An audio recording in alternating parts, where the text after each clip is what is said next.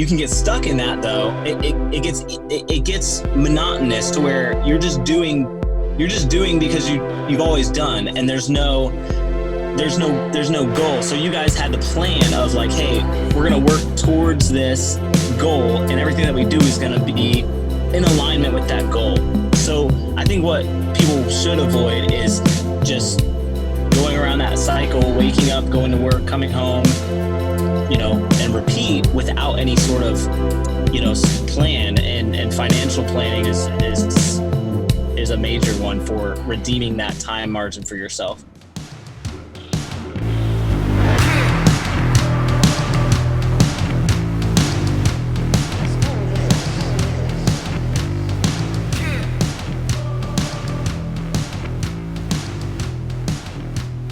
All right, let's do this. Aaron Rayford, how are you, man? I'm doing great, man. It's so good to see you. Man, I'm excited to be here. Excited to do this. I'm super excited about it too. Well, thanks for joining us this morning. I know, well, I don't want to give too much away just yet, but where are you at currently? That's a question. Right now, I'm in Arkansas, and it's this place called Murfreesboro. Oh, Murfreesboro. That's how we've been saying it. And apparently you can dig for diamonds here. So Sure. The kids are pretty jazzed about that. Yeah, something tells me there's not a lot of diamonds in Arkansas. If they advertise that you can dig for diamonds, I think my chances of finding some are probably zero. But well, let me tell you something. I could advertise that you can dig for diamonds anywhere. It doesn't mean you're going to find them. I think that's really good advertising, by the way. That's their claim. That's their claim to fame, digging for diamonds. That's it. So Murfreesboro, that's interesting because so that's Arkansas, but Murfreesboro, Tennessee is where Noah Smith that works for Ordinary Men, he's moving to Murfreesboro to do a church plant with Jeremy Pickwell from Life Point. But that's awesome. Murfreesboro, Tennessee. So there's a lot of Murfreesboros apparently. Not far from here, but I think you have to say it like that. Murfreesboro. I think that's how they probably say it. You think there's diamonds in Tennessee too? I don't know. None that you're gonna find. I'm pretty sure that's the case in Arkansas as well. Well, hey, I want to welcome everyone listening today. As you can tell, we're gonna have a fun podcast, but I just want to say I really appreciate your support. And in case you didn't know, you can listen to us on any of the major podcasting platforms such as Apple, Spotify, Stitcher, et cetera, et cetera. And you can also watch our podcast now on YouTube, which I'm not saying that our quality of video is amazing. Currently, we're using, what is this? This is Zoom. I wanted to say Google Meet. We're currently using Zoom, but you can at least see what we look like and put a face with a voice. And in our last podcast, believe it or not, we had almost as many views on YouTube as we did listens on our podcast platform, which really surprised me that people want to just see people talk. But I guess I do the same thing. Do you, Aaron? I mean, when you listen to podcasts, do you ever watch them on YouTube? Yeah, it's a convenience thing. I think if I have the ability to watch, then I do. But a lot of times I'm on the go, so I'm listening. If I'm driving and we're going from state to state, then that's a little convenience factor. But I prefer to see people when I can. Yeah. Yeah, I catch myself doing the same thing. I don't really watch much of it, but when people start laughing or they'll mention something, I'll look over and it kind of just adds a little something. So maybe that will do the same for our listeners. So if you want, check us out on Ordinary Discussions. That's our channel on YouTube, Ordinary Discussions. And of course, as always, like us, subscribe, rate us, only if it's a 5, and do all that good stuff so that you can stay connected. And we hope that this podcast is more than just an entertainment, but it also points people to Jesus. And so let's do we can all do our part, hopefully, to create more listeners. So as you guys know, we have a special guest with us today, Aaron Rayford. And Aaron has an awesome story. Our story is intertwined, mine and his, in a lot of ways. And so I think you'll find this podcast quite interesting. It's gonna be a 2-part podcast, and the first part we're gonna talk about our relationship in the past, which is there's a lot of funny in it, and there's a lot of cool stories there. So Aaron used to work for me, and my business partner, Mark Doherty, in our real estate business. And so we'll talk about that and some lessons learned. And then the second part, which will be really exciting, I think, for a lot of you and very interesting for a lot of people, is Aaron and his family have traveled the United States in an RV for the last year. And how long are you going to do that for? Longer than a year? Or we set out to do a year. One of the things that we're learning is flexibility, and so I'm trying not to, especially with last year 2020, kind of not putting all your eggs in one basket. But I mean, our plan initially was to do a year, and so right now we're 6 months in on that. Awesome. Well, good. We'll talk a lot about that in the second part of the podcast. But to begin with, I'll just tell you a little about Aaron. Aaron is married to his high school sweetheart, Carrie, and Carrie's father, his name is Mike Jones, is one of my spiritual mentors and just been an awesome voice in my life. And so Aaron is very fortunate to have him as his father-in-law, in my estimation. And they have 4 kids, 11, 9, 7, and 5. Aaron owns multiple businesses with his wife, Carrie, out of Fredericksburg, Virginia. If you guys live in that area and you need your kids to learn to swim, they have a business called Little Fish Swimming, which is in multiple locations in the Fredericksburg area. So check him out, give him some support. He also works in a real estate investment company, building and flipping houses. Last year, they completed about 30 projects, which is pretty impressive considering he was on the road for 6 months of that. In addition to this, he has a passion for small business marketing and development and works with companies in automating their social media content. So maybe you could help us maybe in Ordinary Men, because I am terrible at social media. And as I said, they're on the road traveling in an RV. And so welcome, Aaron. Thanks so much for being part of this. Yeah, man, it's a pleasure. I'm excited to share, just excited to be a part of Ordinary Men.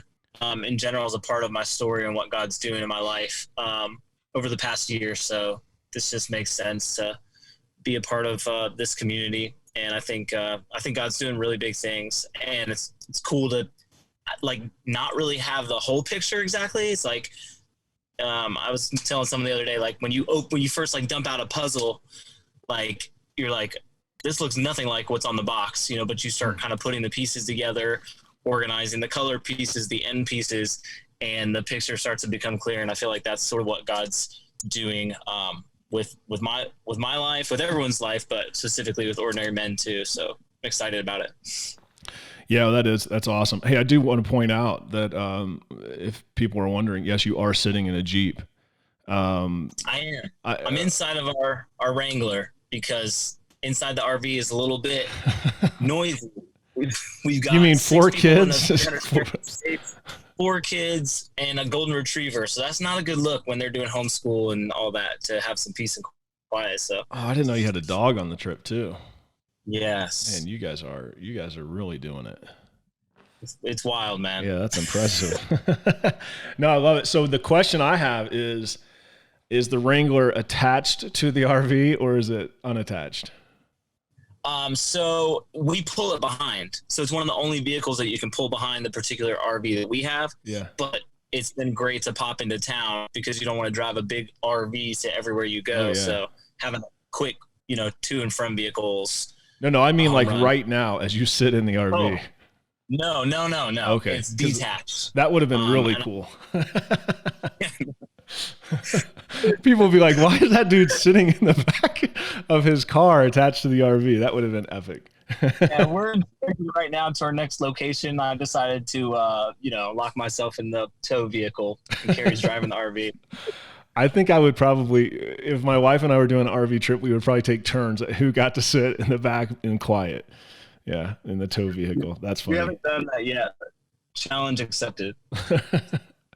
So one thing, even the people that may know Aaron to some extent may not know, but Aaron was Fredericksburg Idol winner in what, 2000? Oh my gosh. What was that, 2010? When were you the Idol winner? I don't know. I think it was 2010, 2009. I don't know. Yeah, there are only a few people in my life that like had a firsthand look at that stage of life where I was pursuing things like that. And you are one of them. And I never, like, hands down, everybody that witnessed that period, they're always like, hey man, it's the Berg Idol. And I'm just like, oh man, No, that was on. really amazing. So it was during the time when, not that I don't know if American Idol is a big deal anymore or not. I assume it still is probably, but it was when it was really a big deal. And they had a local, they had a local competition called Fredericksburg Idol, and Aaron won it, which was really cool. But I'll tell you what was an epic fail. You were working for me then, and I don't think we had a party for you. I don't think we did. I mean, I don't think we did anything. That was an epic fail. But there's a reason why, and we'll talk about. I don't think we had time. Yeah, it was very busy, and I was squeezing in, things like that, and trying to, pursue music in that way. And it's much different now. The way I have time for music now, it's a lot different than singing competitions in Buffalo Wild Wings. I got off the stage after it was like the finals night, and I got off the stage, and like, just to give anyone listening context, like, people were like, great job man, and then some of the other like contestants' parents were there, and I was going up against like some kids, and like it was just like so bizarre. And one of the dads was like, I think you won because of your dance moves. So I was like, oh, all right. Oh, you were dancing too? I had some dance songs in there. You had to be versatile. You couldn't just do one thing. You had to. I had a little secret recipe, but man, I'm sorry I missed that. Not been a while. Sort of sorry I missed it. Well, it's a shame you were married during that time, because the ladies would have been swimming over you, man. Fredericksburg Idol. It was definitely a time where I was pursuing attention in the wrong way. I was like, man, get my music in front of people and all this stuff. And it was actually a time. That's why, like, I kind of like look at that time like with, a head hang a little bit, because like I was pursuing the wrong things. And so it was great accomplishment, but for what? It wasn't for God. It was for me. So that felt like bittersweet almost, looking back on it, but lessons learned. And I think everything that you go through, everything you experience, kind of as a part of your story, that how God's bringing you into who he wants you to be. So, I still love music, but I still love writing, recording, performing, whatever, but it's in the context of honoring God and honoring my family first, and good times. Yeah. Good memory. Well, that's cool. I love the second part of that. And I wouldn't hang your head over. I mean, I wouldn't have mentioned it if I would have, if I knew it was a time you didn't want to talk about. I actually think it was really cool, and I'm proud of you for it. But I do resonate with that same, looking for my own glory, pursuing something for the wrong reasons. And I look back on those seasons of my life as well, and it's like, I'm not ashamed of it, but there are definitely times when you realize that your pursuit was wrong. And I think it's awesome that God is so gracious that he shows us that, and he still loves us no matter what. So 100%. And I think that's around the time, I mean, it's good context though, because that's around the time that we met. I think we met, like, I was working construction in Northern Virginia, making that commute. And I think it was when like sort of the market started to turn, and work was scarce for some of the remodelers up north. And I was working for my dad, and he had to let me go. So I got my thinking cap on and called my father-in-law and asked him if he had any suggestions or anything, and knew that you were busy doing things. I didn't know really what at the time. And I literally called you from the job site. I was just like, hey, I got your number from my father-in-law, and he said that you're doing things and there may be opportunity. I'd love to meet. I think we met, and started working sort of on the construction side of things. And that's kind of how our paths initially crossed, was employee and employer relationship. Yeah, for sure. And I'm going to dive into that. Before I do that, though, because I don't want to miss the opportunity to talk a little bit about OM. Pretty cool. Sean Lando, which is your group leader, is in town right now. And so Yeah. I'm meeting him after he gets done skiing today. I would be skiing with him, but I had Achilles surgery 4 or 5 weeks ago that I'm still trying to let heal. But yeah, so we're gonna meet up after skiing and hang out for a little bit, and then tomorrow night, Victoria, which is his wife, which leads an ordinary women's group. They're kind of a powerhouse couple. He's leading an ordinary men's group, and she's leading an ordinary women's group. We're gonna go out to dinner with my wife Jessica and catch up. So that's pretty cool. I'm having a podcast with you today, and I get to hang out with your leader tonight. It's awesome. Yeah, I was glad to hear that he was on the set. I said, "Where are you?" He's like, "Oh, I'm in Beaver Creek." I was like, "Oh man, I'm so jealous. Like, I want to get back on the slopes so bad." Yeah, well, you're welcome anytime, Aaron, as you know. But yeah, so how is OM for you so far? I mean, what's your experience? You're what, 4 or 6 months in, something like that? Yeah, I think somewhere around that. It started just before I took the trip, so maybe in June, and I was able to meet in person, for about a month and get connected with some really great guys, and all of us just kind of in pursuit of relationship with Jesus on a deeper level, and I think relationship with one another as well.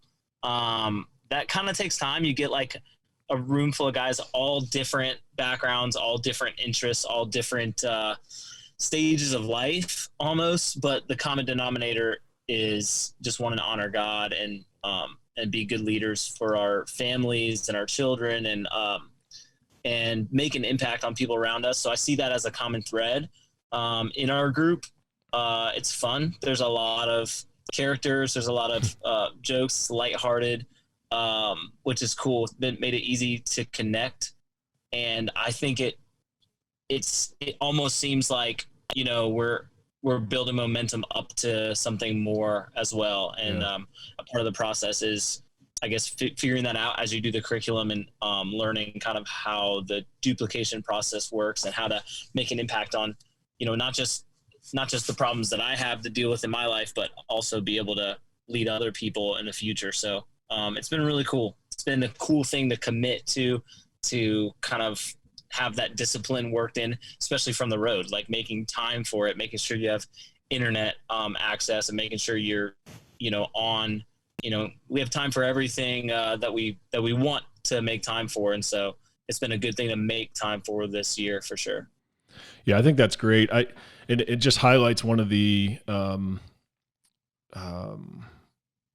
strengths of ordinary men is that we can do it via video. We can do it in person. We can do it hybrid.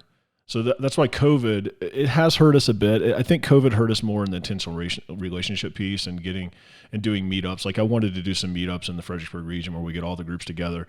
It obviously stifled that a bit. But for the most part, other than people putting off starting groups, waiting for hopefully COVID to pass, which I think we should just start groups. And if they start out in video and we go to person later when we feel more comfortable, that's what we should do. But we can always find a reason to put it off. But either way, other than a few of those scenarios, I really think COVID hasn't really affected us much. And even like in your example, you can commit to doing something because of technology and the use of technology that you could otherwise have not have committed to, and you can still be committed in it. And I found that for myself, like when I was leading a group, we were in Maui in October. And so now, does it take some sacrifice and commitment? Sure. But I would do it for any other, I would do it for business. I would do it for all those other things in my life. I get up early to hunt, I get up early to do the things I enjoy. So I think I had to get up at 3:30 or 3 in the morning or something in Maui because of time change. But you know what? Maybe it was 4. I don't remember, but I had to get up. Either way, it was really early. But it was great because I still had that, as you would say, I still had that discipline in my life. I still had that commitment in my life. And it was really one of the best days of vacation because I was able to get up and then I was able to spend time in the Lord and I got to see the sunrise and all those things. And so for me, it's been really cool adding the technology into what we do. And so tell me this, what is, and then we'll transition into some of our story here in business, but if you had, I'm putting you on the spot, I know, but if you had to say like one study that stuck out to you the most so far, what would you say? Yeah, you are putting me on the spot. We're diving into a section where we're all going to get a chance to kind of lead and share sort of a particular study like ourselves, like sort of, there's been kind of a format where there's like the leader, and we kind of interact with the material. But early on, there was like a book that we kind of dove into a little bit that I forget the guy's name. He writes a lot. I think it's a Chinese guy. Oh yeah, Francis Chan. No, not Francis Chan. Watchman Nee. No, not Watchman. Yeah, Nee. Watchman Nee. I mean, that book in particular, just simplifying sort of the Christian life. I think it's called that. Like, what is it called? Normal Christian life. Yep. Normal Christian life has really been a blessing. And I'm a slow reader, but for anyone else out there who is like, I hate reading, I'm like all in with you on that. But to kind of have the flexibility within the group to slowly, study at your own pace, kind of discuss it at your own pace. The Normal Christian Life by Watchman Nee, that section in particular was refreshingly simple, like sort of like shining a light on something that you already kind of knew of, but phrasing it in a new way. And so I'm still finishing that book. Like I'm that slow, but it's just been cool to connect. It's been cool to connect and be in relationship with other people pursuing the same thing. That's the biggest takeaway so far, I'd say. Yeah, that's awesome. Yeah, that book is not one that you read fast. I don't, even if you're a fast reader, I think you have to read it 2 or 3 times to get it, or read it slow the first time. To me, I would say the same thing. It's truths that I've been taught my entire Christian life. And it was like, almost like, I always like to do analogies. I'm never good at them, but it's almost like I was looking at these, these subjects through like dirty lenses or fogged out lenses. Like when I have a mask on with COVID now and I have sunglasses on, it's like I'm always fogged up in my sunglasses. And then like when you take your sunglasses off and clean them and put them back on, you can like see it clear. Like you could see it before, but then you can really see it. And to me, that's what that book did for me in my faith around like the blood and the cross and what are those things? Like, what does it mean to be born again? And then the spirit, soul, flesh. And like, there was a lot of life-giving moments for me in that book. And that's why it was so important to add it into Ordinary Men Study. And so I hear that from a lot of men that the Watchman Nee stuff, as much as I also get pushback that it's a hard book to read and it's difficult. But of course, my answer to that is, well, we're in a high challenge, high grace environment. Like this is a high challenge environment. This is not patty cake. So yeah, we're going to read some stuff that may challenge you. But I think once people finally get past that initial, like, ooh, this is kind of hard to read, it is extremely life-giving. So that's cool. I'm glad to hear that. Yep.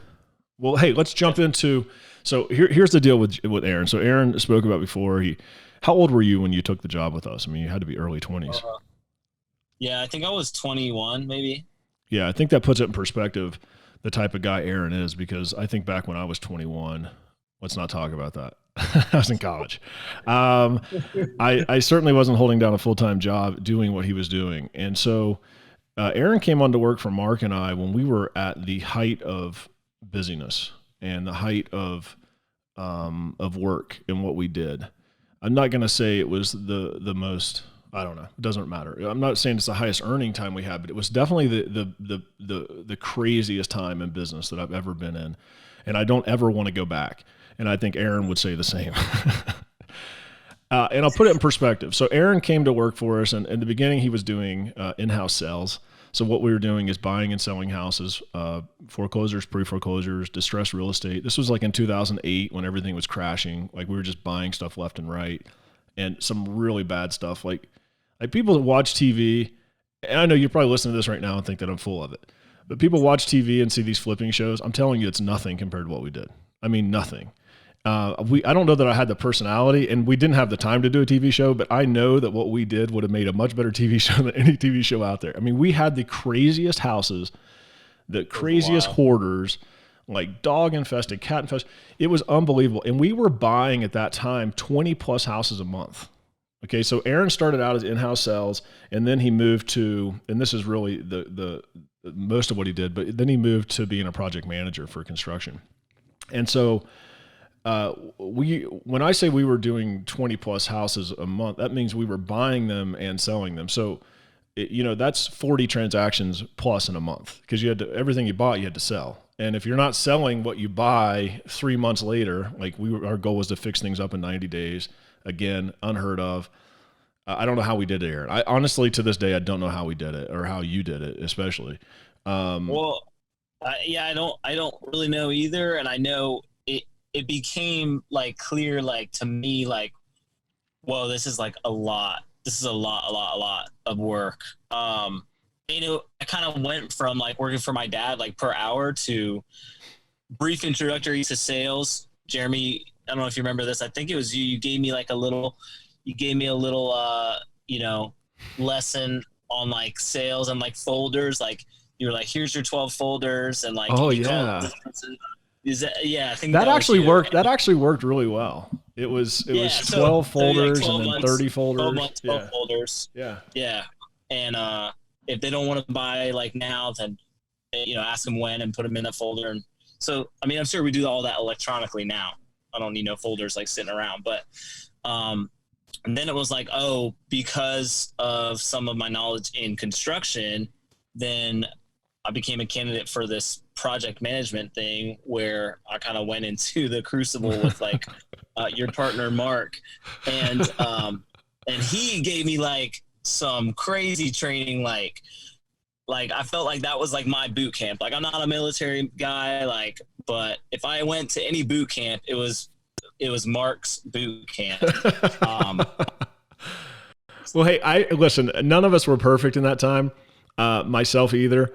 And Mark would be the first to admit it, so I'm not throwing him under the bus. I mean, trust me, we were all trying our best, and all of us were in over our heads. By the grace of God, we somehow came out smelling like roses. But Mark was not a real easy person to work for at that time. I mean, and again, I'm not throwing him under the bus. Because I was in charge of purchases and sales, and Mark was in charge of fix up and getting them to market. So the second I would get them closed, I'd hand the property off to Mark.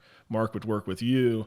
You guys would, and I would help on some houses. I probably was like 30% of the houses, and then 70% were you and Mark. But because it was all hands on the deck, all hands on deck. And then the second they were done, then it would come over to me. I would get them listed. I'd work through the sales process. I'd work through the home inspection, repairs, all those things, and get them closed.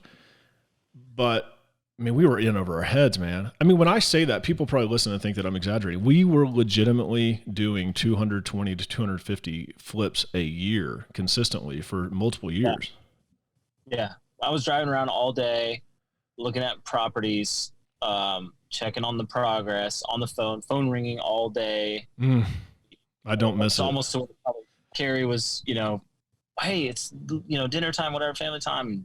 It was wild. But it was definitely like a training ground. And in the moment, like just full circle and giving it to you straight, like real. I was in over my head as well, like in that position. Like however many months in, it was like okay, like my experience is like this far, but in order to manage the amount of work that's going on, I needed to have a lot more life experience and maturity. And so, yes, it was hard. Yes, Mark was, he knew what needed to be done. Mm-hmm. And he was like, hey, this is my expectation. And sometimes I'm down here and like, I own that like multiple times where I knew what I needed to do, but it was like, I just was too young and too like not goal driven. And also I buck against authority. So it's like, if I meet another strong person, it's sometimes like it doesn't go well. But I think I've grown in that a lot. Yeah, I was going to say. I was going to say I don't think you still buck against authority. I think, and I didn't really notice it at that time, but if you did, it's something you've definitely grown out of. I've had to, like, I mean, back in high school, I was like gonna be kicked out my 10th grade year because I was too bad, like my 9th grade year. So it's just God has like given me lessons in humility along the way. But I'm thankful for all of the lessons that I learned with you and with Mark. And it was in those moments, even like the times where it's like, oh man, this is hard, this is difficult. Why am I doing this? Why is this so hard? Full circle now, being on the other side of it, and knowing what that was preparing me for is just God's provision at that time. You don't know why you're going through difficult times until the other side. You know, sometimes God gives you kind of that full picture and that reason. And for me, I have used so much of what you guys taught me there.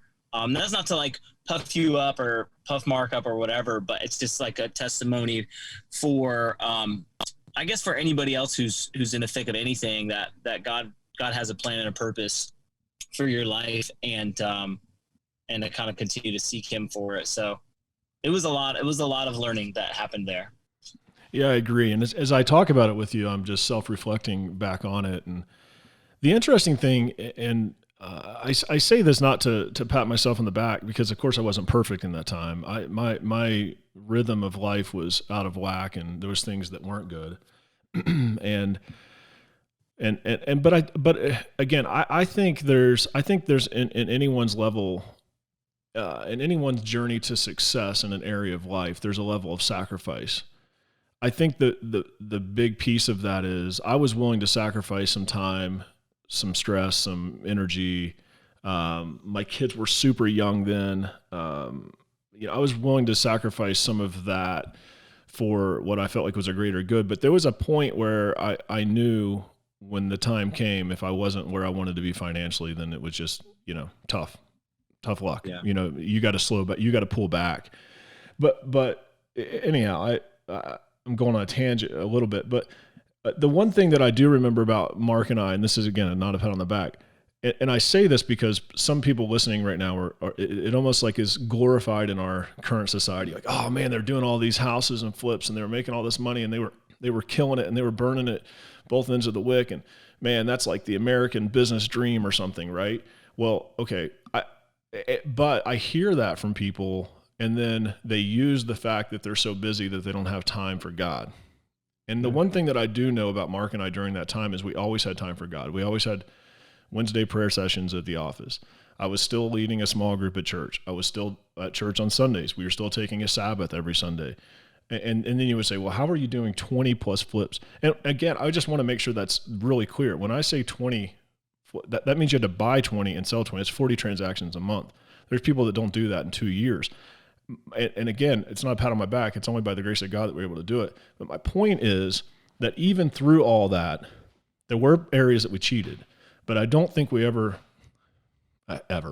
I don't think we cheated greatly in our faith. I always, and I think Mark would say the same thing, I always made sure that we had time for that. And I just want to say that to businessmen or women listening. It's like, and this isn't about ordinary men, but I'll just put it in context of ordinary men. I often hear at times like, oh, I'm growing my business, I don't have time to lead a group. Well, I would say you're growing your business, you don't have time not to lead a group. Like, you have to stay grounded during these times, or else that's when you get off the rails. That's when you come off the tracks. And so anyhow.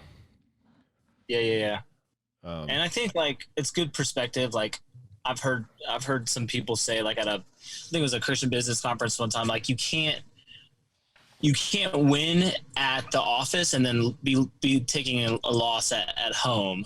And I think similarly, you can't, at least spiritually, like if your priorities are right. And then, similarly, you can't be like crushing it like at work and having a major deficit spiritually, because at the end of the day, like you don't know when your time is up. And like, I don't want to be like, if I do have the ability to live all the way, to 90 and be on my deathbed, like I want the people around me that I love and care about the most to be there with me. And I don't want, things that pass away or that rust or get eaten by moth, to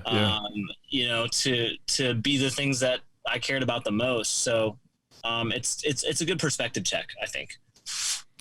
Yeah. And this is an opinion. People would probably disagree with me, and that's fine. I do believe this though. I think, just as a warning to those that are pushing in business and pursuing, earthly treasures, I don't think that that's necessarily wrong. I think having your heart right around it is very important. But I think it's important that we talked about rhythm with a previous podcast with John Chandler. If you haven't listened to it, it's a couple back. But John Chandler runs Uptick, and he uses life shapes, and it's a semicircle, he calls it. And it talks about rhythm of life. And there's rhythm in seasons or rhythm in the day. Listen to the podcast, and it'll make a lot more sense. I don't have to rehash the whole thing. But I think there's also rhythm in, I guess it would be seasons of life. And so my point is, if you're going to pursue something, I think it's okay to cheat in areas of your life for a season, be that 2 to 3, 4 years, something like that, because it does take a huge commitment and a huge sacrifice to reach certain milestones in life. Okay. But you have to know that at the end of that season that you set up, if you haven't reached it, you got to get back to a normalcy and stop cheating in the areas that really matter.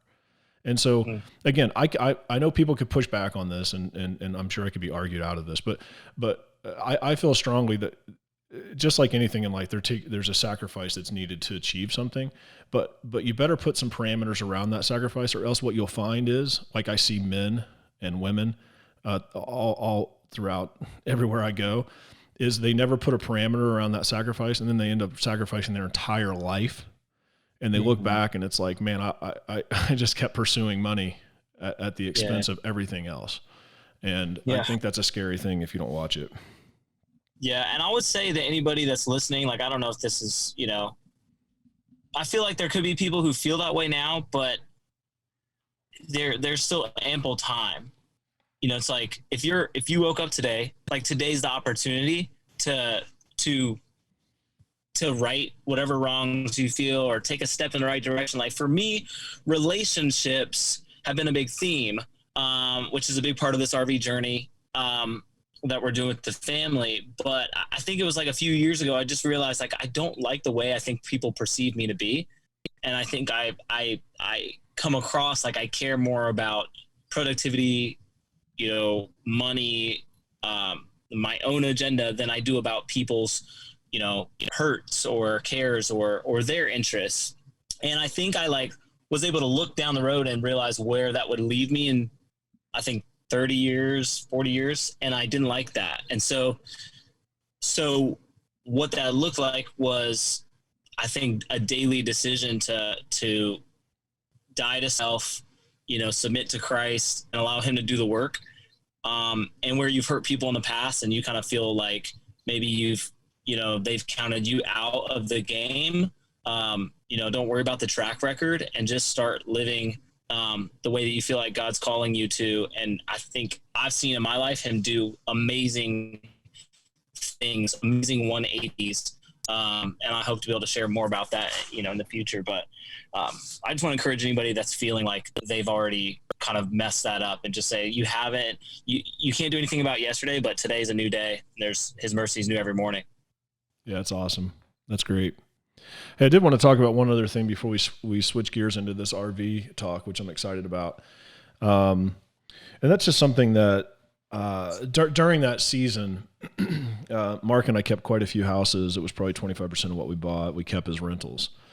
And there was a real end game there, and that end game was to really based on the book Rich Dad Poor Dad. If you haven't read it, it's not a biblical book, but I think the concept of passive income is really strong. And so the end game was to create a passive income stream that was strong enough and reliable enough that it would exceed our need for monthly expenses.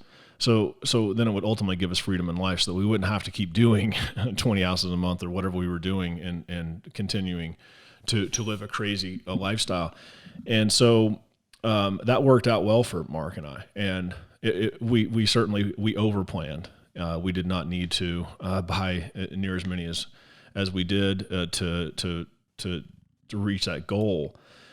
And that's something like the passive income thing. It's actually something I've thought about doing more podcast on, because it's kind of unique to not a lot of people experience what I've been able to and Mark has been able to. But for me, I sometimes think that believers push back on some of these thoughts of like, oh man, God made us to work, and why wouldn't you keep working? Like passive income is just a way to coast in life and all those things. But man, I just think there's a lot of power, and I think Christians ought to be encouraged more and more to to work towards passive income, to delay gratification today in their lives. So as David Ramsey would say, live like no one today so you can live like no one tomorrow, right? And very similar to that, it's like, man, take delayed gratification today, buy those income producing properties or invest in passive income streams so that at some point you don't have to wake up every morning and go to a job in order to pay your bills. And I don't say, see, listen, here's the crazy thing. I started that journey very selfishly. This goes back to like our talk about a Fredericksburg Idol, right? My goal in passive income was so that like at 35 to 40, I'd have it and I could do whatever I wanted. It was my life, you know? So you could get it. So you could live that life. Man, I could do whatever I wanted, man. Nobody could tell me what to do. I didn't. And then thank God. And this is why it's so important that through this journey, you have to stay grounded in Christ, because if not, then the lies of wealth will creep in. And as I think it's in Matthew where he's talking about the seed that's choked out by the worries of this world and the riches of this world will start choking you so you don't hear the voice of God anymore. Yeah. But for me, God shifted my focus and was like, no, this is a real opportunity for you to not have to work for money. You can use that money now to advance the kingdom, and you can work for the kingdom without having to require anybody to pay you. Right. It reminds me of Apostle Paul. I don't know if it's in Thessalonians or Corinthians, but where he mentions that he has the right to take donations. He has the right to take from people to do the work of the Lord, but yet he doesn't do it. Right. He doesn't do it because he's able to fund himself through other means. And I think that's a lost art among believers, and something that, man, I would just encourage people to really get financially intelligent in their life, because I can't imagine what it would look like if hundreds of thousands of people in their mid 40s to early 50s were financially free, not having to go to a day job every day and put their time and energy into chasing money at the expense of some owner or some, working for someone. And instead they could have the money they need coming in passively and really focus their lives on building the kingdom of God. I think it would be an unbelievable thing. And so anyhow, it's just something I want to encourage people to think about more. Yeah. Yeah. We're a big proponent of that too. Like Carrie and I, we love to encourage people who are thinking about that, like getting that house, that first house, that's then turning that into a rental and kind of playing that long game too. That's been really instrumental in our ability to do this trip this year too. And if you look at it, like the time is what you can't get anything, you can't get your time back. So if you can redeem any of that for family, relationship, whatever God has for you, then that's the real, I think, value. And I don't think it's to downplay people who are working the 9 to 5. No, not at all. Because you may be at that particular place, like we were talking about earlier when I was working for you guys doing the houses. Like I was there for a reason. There are trades that I worked with when I was doing that job who I still am blessed by. Not a lot of them that I'm working with, but relationship wise.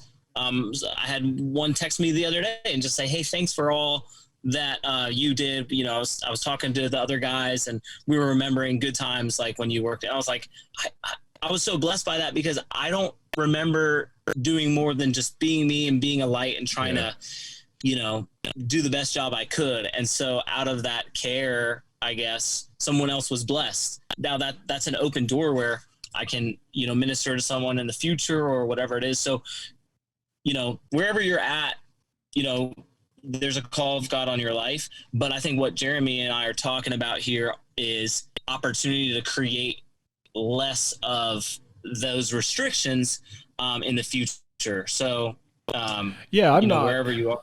Yeah, I don't at all. Yeah, I don't at all think everybody should quit their 9 to 5 or somebody's wrong because they work to retirement. What I'm saying. What's that?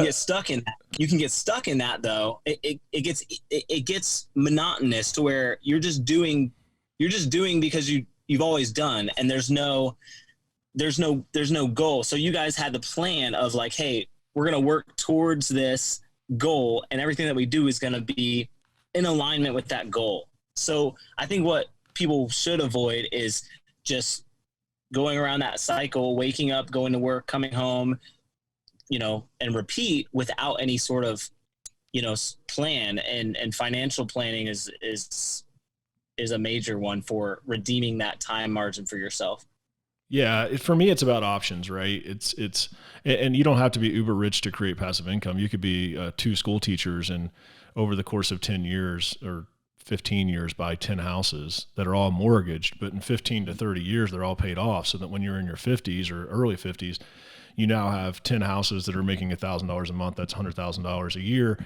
No, it's $120,000 a year. My math isn't very good of passive income. Doesn't mean you have to quit teaching.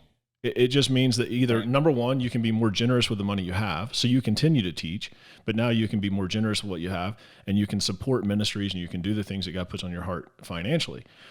Or it could also mean that when God does put something on your heart, you have an option to do what he puts on your heart versus being stuck and having to do the 9 to 5. That's all it is. It's just options. Yep. There's no judgment in somebody that's working or not working.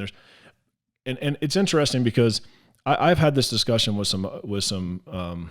I've actually recommended the book Rich Dad Poor Dad to some strong believers, and I've had people really push back on me and say, "Well, that's not godly." God, the Word of God says we're supposed to work, and let me just say, nobody's saying because you have passive income you're not supposed to work. I'm putting in 40 hours a week or close to it, if not more some weeks on ordinary men. I'm still not worrying, but still working on that. Passive income is never truly passive. Still putting my time in to make sure that all that income is still there.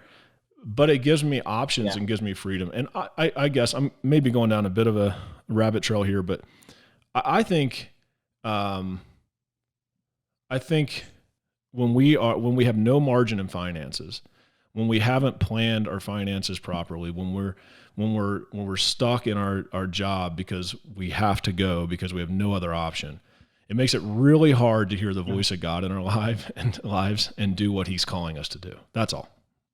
Yeah, it makes us busy. Yeah, it takes any additional margin that we could use for him and leaves us kind of exhausted and just kind of in a cycle of, but yeah, I agree with you, man. That's some good nuggets. Watch out, Dave Ramsey. We're coming for you. Yeah, man. Ramsey better watch out. How you doing? Better than I deserve.